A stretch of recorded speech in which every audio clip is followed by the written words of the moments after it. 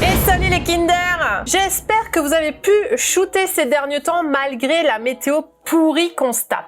Aujourd'hui, nouvelle petite vidéo sur le logiciel Nina, c'est dans la continuité de la première vidéo que j'ai fait sur la présentation du logiciel. J'avais envie de vous montrer aujourd'hui dans le séquenceur avancé comment moi j'ai programmé ma propre séance d'astrophotographie et qui, je sais du coup, fonctionne à 100%. Donc cette séquence, elle est programmée en fonction de mon setup. C'est-à-dire que si vous shootez avec à peu près le même matériel que moi, eh ben cette séquence-là fonctionnera pour vous aussi. Donc c'est parti, je vous montre ça directement dans le mode séquenceur avancé de Nina. Donc on se retrouve sous Nina qui est ici, on va dans l'onglet séquenceur et on va cliquer sur le séquenceur avancé. Et là on se retrouve dans une zone comme ceci, voilà. Et ce qu'on va déjà commencer par faire, ça va être de mettre des déclencheurs globaux. Donc en fait, quand vous allez mettre des actions ici dans déclencheurs globaux, ça va être les premières actions que votre séquence va exécuter avant de commencer la prise de vue des acquisitions. Alors déjà,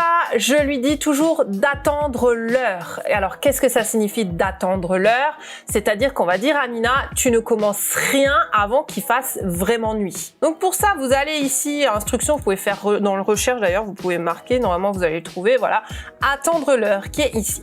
Et vous allez mettre dans les déclencheurs globaux.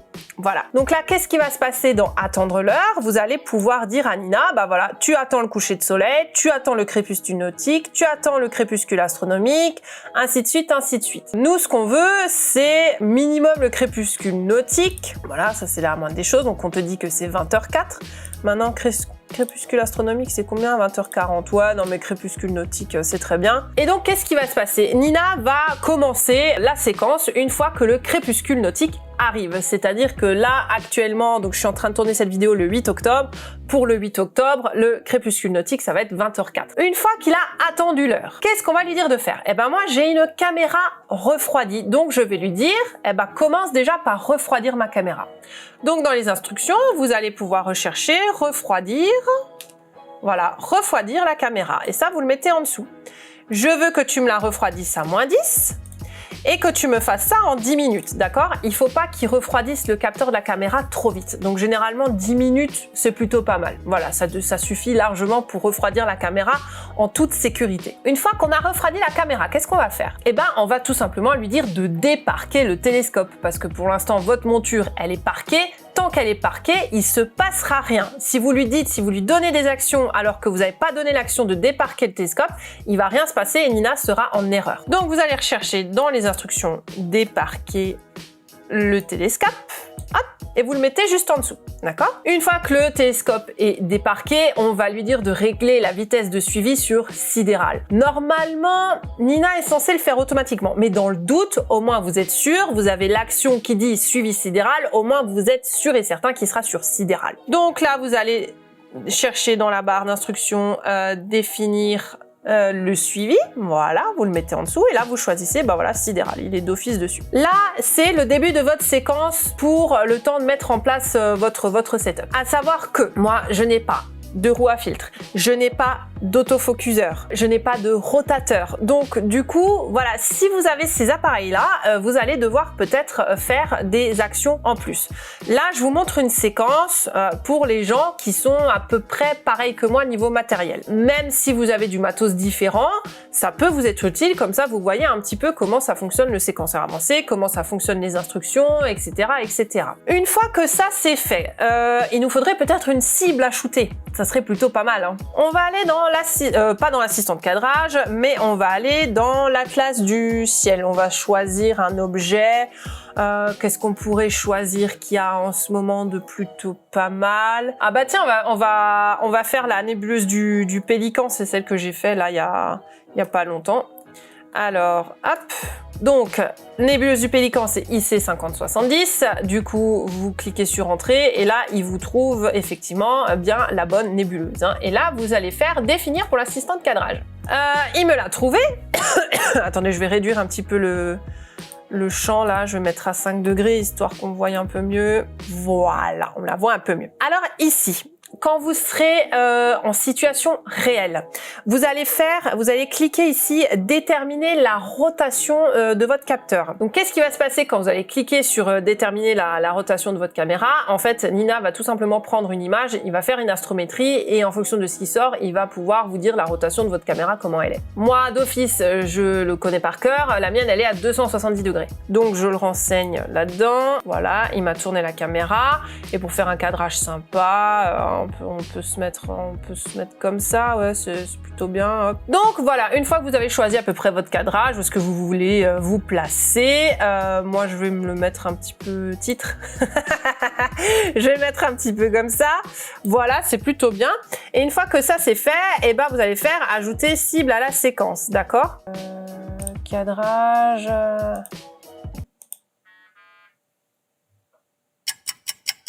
Il n'y a plus d'électricité. Ils ont coupé l'électricité. Ah putain, elle et Kinder... Oh, putain. Ah merde, une coupure d'électricité en live, les gens. Ça y est, ça commence, EDF coupe tout. Putain, cette loose. Voilà les gens, désolé pour ce petit aparté. Du coup, une fois que vous avez défini votre cible, que ça vous convient à peu près, vous allez ici dans ajouter la cible à la séquence et vous faites pas séquenceur simple du coup, mais séquenceur avancé. Et je crois que d'office... Ah, qu'est-ce que vous avez d'office dans Nina? Je crois que c'est un des deux là. Bref, on va cliquer sur un des deux. Voilà, donc là il nous a intégré la cible à notre séquence qu'on avait commencé avec les déclencheurs globaux. Donc on est bien sur IC5070 et dans déclencheur, eh ben, on va rajouter tout un tas de petites actions en plus. Alors déjà, on va rajouter des déclencheurs au niveau de la cible elle-même. Qu'est-ce qu'on va rajouter? Ça va être déjà l'action qui s'appelle centrer après la dérive. Alors centrer après la dérive, qu'est-ce que c'est? Je vais vous expliquer. Ajouter un déclencheur. En fait, ça va être tout simplement au bout de temps et temps d'exposition, il va faire une astrométrie, il va comparer par rapport à votre cadrage et si vous vous êtes trop déplacé en fonction de votre cadrage de base, eh ben il va se recaler correctement. C'est ce qu'on appelle centrer après la dérive. Généralement, moi je le fais, ça dépend du nombre d'expositions, mais on va dire à peu près toutes les 10 expositions. Et par contre, là, en fait, c'est la tolérance. En fait, c'est la tolérance que vous allez dire à Nina de ce que vous tolérez comme dérive. Moi, généralement, je mets une arc minute. Si ça c'est trop, sinon après c'est trop et ça va pas. Donc, si ça s'est décalé de plus que ça, il faut qu'il se recentre correctement. Donc ça, c'est ce qu'on appelle centrer après la dérive. Après, qu'est-ce que je mets encore dans les déclencheurs globaux, pas globaux, dans les déclencheurs de la cible. Ça va être le déclencheur de restauration du guidage. Vous tapez restaurer le guidage, vous le mettez ici. Ça va être tout simplement, admettons, je sais pas, vous avez un passage nuageux, PHD, perd l'étoile guide. En fait, c'est juste pour que Nina relance en fait et restaure le guidage à chaque fois. Vous allez aussi rajouter le retournement en méridien. Voilà. Donc, qu'est-ce qui va se passer quand votre cible va atteindre le méridien? Eh ben, si vous mettez justement, c'est pas si vous mettez, il faut le mettre, hein, sinon vous allez être dans la merde. Vous mettez l'action déclencheur retournement au méridien et quand votre cible arrive au méridien, eh ben, qu'est-ce qui se passe? Nina va arrêter les prises de vue, va faire le flip. Nina va se recaler correctement sur le cadrage que vous avez défini à la base et ensuite il va recommencer les prises de vue. Concernant cette partie un peu critique du retournement au méridien, je sais que énormément de personnes ont des soucis, moi inclus, ou tout simplement le méridien merde et vous avez des gros problèmes après le passage du méridien. Ça sera le sujet d'une autre vidéo. J'ai envie de faire un truc vraiment à part pour vous expliquer un module dans Nina qui s'appelle DIY Meridian Flip et qui va vous régler tous vos problèmes de retournement au méridien. J'en ai un petit peu parlé dans la présentation du logiciel. Ça méritera une vidéo vraiment à part pour vous expliquer qu'est-ce qui se passe exactement lors d'un retournement au méridien. On va partir du principe que vous n'allez pas avoir de problème et que vous avez juste à utiliser retournement au méridien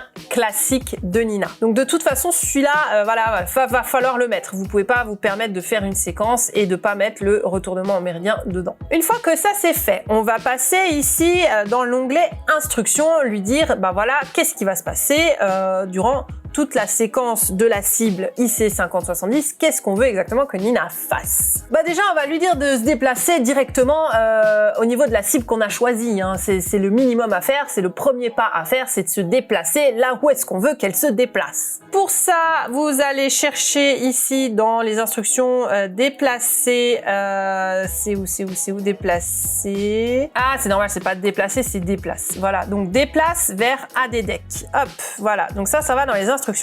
Déplacer vers ADDEC, c'est tout simplement lui dire ben, déplace-toi vers la cible que je veux. Et donc comment il sait où est-ce qu'on va? Eh ben les informations se trouvent ici. Hein. Il va prendre les informations ici. C'est les informations que l'assistant de cadrage vous a générées après que vous ayez choisi votre cadrage, qui va se déplacer à ces coordonnées-là. Une fois qu'il s'est déplacé, qu'est-ce qu'on va demander de faire? Eh ben on va lui dire de se centrer correctement pour être vraiment pile poil dans le cadrage qu'on a choisi. On va chercher déplacer et centrer qui se trouve ici et on va le mettre en dessous, d'accord? Donc là, il va refaire une astrométrie et il va se déplacer, se centrer correctement comme il faut bien. Et pour qu'il se déplace et qu'il se corrige bien correctement par rapport à votre cadrage, eh ben, il va falloir mettre une action qui s'appelle résoudre et synchroniser. Donc là, on va chercher dans les instructions. Alors, résoudre et synchroniser. Hop, vous le mettez après. Donc là, c'est ce que je vous ai expliqué. Avec cette action-là, il fera l'astrométrie et il se synchronisera correctement pour se mettre bien dans le cadrage que vous avez défini. Une fois qu'on est parfaitement nickel comme le cadrage qu'on a demandé, eh ben, on va pouvoir dire à Nina, ça y est, tu peux lancer le guidage. On va chercher démarrer le guidage, hop, on va le mettre là. Là, il vous propose une petite option, c'est forcer la calibration. Alors ça va dépendre de plein de choses. Si vous avez fait déjà une très bonne calibration dans PHD, d'accord, vous savez que ça fonctionne, que vous faites partie de ces gens qui ne refont pas de calibration à chaque session, vous laissez comme ça, vous laissez sur off. Moi, généralement, pour la première cible, là maintenant on va faire une séquence qu'avec une seule cible, il est très bien possible de rajouter plein d'autres cibles durant votre nuit. Si vous faites plusieurs cibles, ce qui se passe, c'est que généralement pour les cibles suivantes, moi je mets forcer la calibration, je la force en fait. Pourquoi? Parce qu'en fait, si vous voulez, moi, avant de démarrer toute ma séquence, je fais d'office. Qu'est-ce que je fais d'office? Je vais faire ma mise au point sur une grosse étoile, d'accord? Ça, c'est un truc que je fais à part. C'est pas pendant une séquence, c'est ce que je fais avant de démarrer ma séquence. Je vais d'abord aller centrer une étoile, je vais faire ma mise au point. Après, je vais récupérer les coordonnées de ma cible, je vais me déplacer déjà sur la cible et je vais déjà lancer une calibration de PHD au niveau de ces cibles-là. Et après, moi, je fais encore un assistant de guidage dans PHD pour vraiment me caler bien correctement. Généralement, pour ma première cible, vu que j'ai déjà fait en amont le calibrage, je ne mets pas forcer la calibration. Par contre, quand j'ai plusieurs cibles, les suivantes, la deuxième, la troisième, et ben là, je vais switcher et je vais forcer la calibration dans PHD, au moins je suis sûre. Mais pour la première cible, je le fais pas. Donc là, c'est bon, il va démarrer le guidage, et une fois qu'il démarre le guidage, et ben, il faudrait peut-être prendre des acquisitions. Et pour ça, va y avoir deux choses différentes. Je vais vous montrer, et je vais taper exposition ici. Alors, vous en avez deux. Vous avez l'action exposition intelligente, où vous avez l'action prendre de nombreuses expositions. Exposition intelligente, qu'est-ce que c'est? Ça va être tout simplement une série d'expositions que vous allez faire, mais qui va intégrer du dithering à l'intérieur. Alors que prendre de nombreuses expositions, ça va juste vous prendre les expositions que vous demandez, mais sans faire de dithering. Je vais vous montrer les deux comment ça se passe. Alors, prendre de nombreuses expositions, donc vous le mettez ici. Et là, tout ce que vous avez à dire, voilà, moi je veux que tu me fasses, je dis une connerie, 80 expositions sur IC5070 de 300 secondes. Type, donc c'est des lights, donc les lights, je rappelle, c'est des brutes. Binning, je mets toujours binning 1. Gain, il va reprendre le gain automatique de votre caméra que vous avez renseigné. Et l'offset de la caméra, c'est pareil, il va le récupérer automatiquement. Alors, soit vous faites ça, soit vous faites exposition intelligente, je vais vous montrer. Là, vous allez lui dire, écoute, pareil, tu m'en fais 80 de 300 secondes, d'accord? Ça change pas, cette ligne change pas. Par contre, ici, vous voyez que vous avez ici aussi l'option Ditheur. Filtre, bon ça c'est pour ceux qui ont des roues à filtre, hein. Vous pouvez choisir du coup le filtre que vous voulez utiliser. Et Ditheur, généralement, il y a plusieurs écoles. Il y en a qui disent soit toutes les trois expos ou soit toutes les 5. 3 c'est pas mal. Voilà, moi je mets 3. À savoir que pour que le dithering se fasse correctement, il faut que vous ayez renseigné les bons paramètres dans Nina. Ça, je vais vous montrer. Ça se passe dans équipement. Vous allez dans guidage ici. On va connecter parce que sinon ça n'apparaît pas. Hein. Les informations en fait apparaissent ici. Donc tant que vous connectez pas, ça va pas fonctionner. D'accord. Voilà, il me dit attention, on n'a pas pu se connecter à l'équipement. C'est normal, hein, mes caméras sont pas connectées, donc c'est logique. Voilà, moi j'ai cette configuration là. C'est des paramètres qui m'ont été donnés par d'autres utilisateurs chez qui ça fonctionne aussi. On va faire un décalage de 3 pixels, régler la tolérance de 1,5 pixels, délai d'expiration 30 secondes, délai de démarrage et guidage 15 secondes, délai de stabilisation 10 secondes, réessayer de lancer le guidage, voilà. Ça va être alors par contre ici je vais mettre 80%, pas 100. Alors ça on m'a expliqué ce que c'était un ROI en pourcentage pour trouver une étoile guide. En fait ça va tout simplement être quand vous êtes dans PHD, au lieu de prendre 100% de l'image, il va en prendre que 80, c'est-à-dire qu'il va réduire les bords. Donc ça permet que PHD ne prenne pas une étoile qui est vraiment en bord de champ, quoi. Si vous réduisez un peu le truc, et ben si vous, au lieu de 100%, vous mettez 80%, il vous choisira des étoiles qui ne sont pas vraiment au bord du bord de la caméra, quoi. Renseignez ces paramètres-là dans Nina pour votre dithering et ça devrait fonctionner. On va retourner dans le séquenceur, je vais virer ça. Vous avez renseigné les expositions que vous vouliez faire et ensuite on va dire à Nina qu'est-ce qui va se passer une fois que toutes les expositions sont terminées. Et ben la première des choses, ça va être d'arrêter le guidage, hein, parce qu'on a fini, donc on arrête le guidage. Alors arrêter le guidage, voilà, arrêt guidage, hop. Et ensuite, on va encore rajouter des autres déclencheurs qui vont se mettre en route en dehors de votre cible. Ça va être tout simplement pour votre fin de session. C'est-à-dire qu'une fois qu'il a arrêté le guidage, on va lui dire par exemple de parquer le télescope. Donc ça, attendez, on va le chercher tout de suite. Parquer, déparquer le télescope. Voilà, donc on va le mettre pas dans la cible 50-70, mais en dessous. Parquer, déparquer le télescope. Donc là, il va parquer le télescope vu qu'il est déjà déparqué. Hein. Ensuite, on va lui dire de définir le suivi sur arrêter. Pas qui continue en sidéral, ça serait con, ça pèterait un peu la monture. Alors, hop, arrêter. Et ensuite, qu'est-ce qu'on va lui dire? Eh ben, on va lui dire de réchauffer la caméra, vu qu'on a tout fini. Donc, alors, réchauffer, réchauffement, caméra. Et là, on va aussi dire, eh ben, tu fais ça en 10 minutes. Pour être sûr qu'il ne réchauffe pas trop vite le capteur, j'ai Nico qui m'a déjà expliqué qu'il y a des gens qui ne faisaient pas un réchauffement lent. Ils coupaient tout de suite le refroidissement et il a déjà vu des capteurs qui ont explosé sous la différence de température. Déconnez pas avec ça, 10 minutes ça suffit, c'est largement suffisant. Voilà, donc ça les amis, c'est exactement la séquence que moi j'utilise et qui fonctionne. Sauf peut-être pour la partie du retournement au méridien. Ça va vraiment dépendre si vous avez de la chance ou pas. Mais vous inquiétez pas, si ça n'a pas fonctionné, je vous prépare une autre vidéo sur le DIY Meridian Flip et ça réglera votre problème sans problème, en fait. Donc une fois que vous êtes sûr au niveau de votre séquence, vous allez l'enregistrer. Donc là, ça se passe ici. Vous allez ici cliquer sur la petite disquette et vous allez dans, c'est template, hein, si je dis pas de conneries. Oui, voilà, c'est dans template. Et là, vous pouvez noter, par exemple, on va la noter, séquence avancée, OK. Parce que vous savez que c'est une séquence qui fonctionne, donc vous l'appelez séquence avancée OK. Je vais juste marquer tuto là pour que je me rappelle que c'est un truc que j'ai fait pour le tuto. Et vous faites enregistrer. Par contre, ce que je vais vous montrer, c'est que si maintenant vous faites ça comme ça, vous allez retrouver ensuite votre séquence avec votre cible là. Par contre, nous, ce qu'on aimerait sauvegarder aussi, c'est tout ce qu'on a renseigné comme déclencheur et instruction pour la cible elle-même. Pour que quand vous redéfinissiez une autre cible plus tard, bah d'ailleurs, je vais vous montrer, hein, on va le faire. Si maintenant on veut définir une autre cible, je dis une connerie, hein, genre M31, voilà. Définir pour l'assistant de cadrage. Bah moi, elle rentre pas dedans en totalité, hein, c'est normal. Je vais la cadrer comme ça. Et ensuite, qu'est-ce qui va se passer? Bah vous allez faire ajouter à la séquence comme on a fait tout à l'heure, hein, séquenceur. Sauf que vous voyez qu'ici, on a toujours le choix qu'avec le même type de séquence. Alors vous n'aurez pas base OK, hein, parce que ça, c'est une séquence que j'ai enregistrée moi-même. Vous l'aurez pas. Mais vous avez, je crois que vous avez le choix entre entre les deux là. Si vous faites par exemple comme ça, donc on va retrouver M31 ici, mais vous voyez, on n'a pas ce qu'on a fait tout à l'heure ici, on retrouve pas les déclencheurs et les instructions qu'on a renseignées pour la première cible. Pourquoi? Parce qu'en fait, on n'a tout simplement pas enregistré ce qu'on a fait ici comme modèle. D'accord? Donc, je vais vous montrer comment on fait. Donc, ça, je vais supprimer.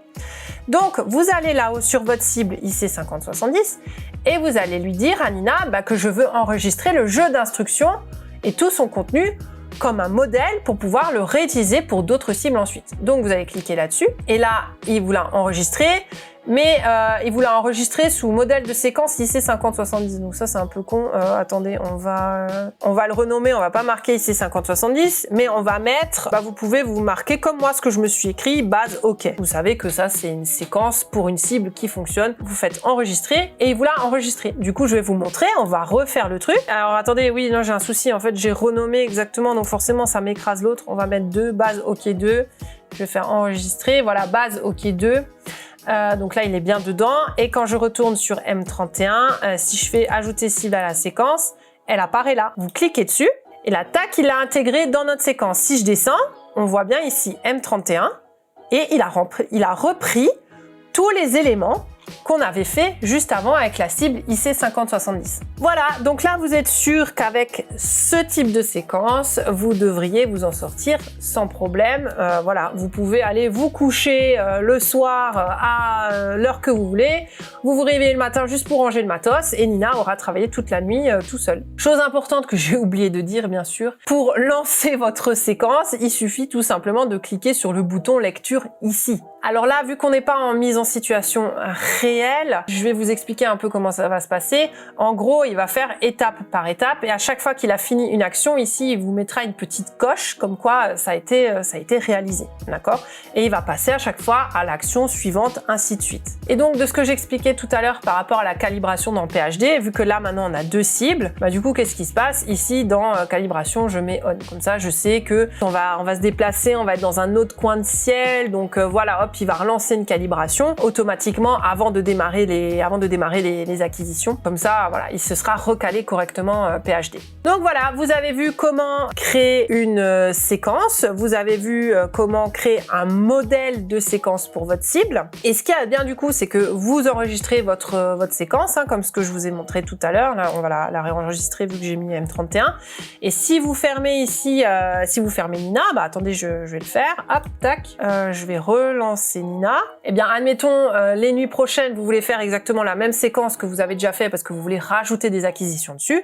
Vous avez juste à aller dans séquenceur avancé, vous recherchez ce que vous venez de faire. Vous allez dans la séquence que j'ai enregistrée, donc séquence avancée OK tuto. Vous double-cliquez et là, il vous charge la séquence que vous avez enregistrée et vous avez juste à faire play et puis c'est parti. Et voilà les petits Kinder, vous avez désormais un modèle de séquenceur avancé qui, vous savez, qui fonctionne, du moins il fonctionne pour moi, donc je ne vois pas pourquoi ça ne fonctionnerait pas pour les autres. N'hésitez pas à aller voir la chaîne de Cyril Astro, il a fait plein de tutos sur Nina qui vont vous être très très utiles, notamment sur le séquenceur avancé aussi.